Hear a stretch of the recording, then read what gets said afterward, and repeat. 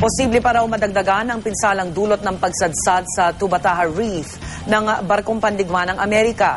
Gumagalaw kasi ang barko na hanggang ngayon hindi pa natatanggal sa pagkakasadsad. Narito ang report ni Cedric Castillo.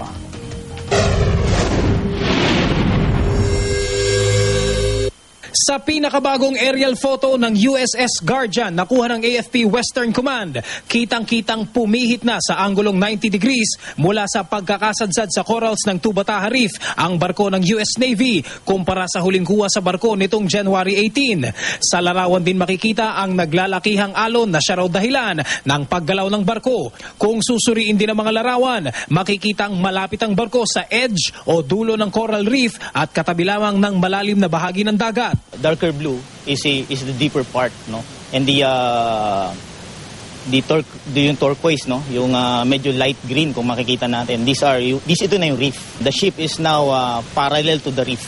Yung waves doon are really strong and is battering the ship. Sa kabila nito, stable pa naman daw ang barko at wala naman daw senyales ng pagtagas ng langis. Bagaman hindi pa tukoy ang kabuuang pinsala na idinulot nito sa corals, posible raw na may epekto ang pagkakapihit nito.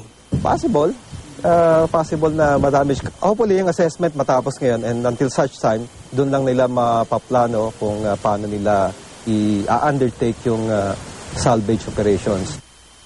Nag-deploy na raw ng 4 na salvage tugboats ang US na hihila sa USS Guardian. Pero kung kailan ito, hindi pa tiyak sa ngayon.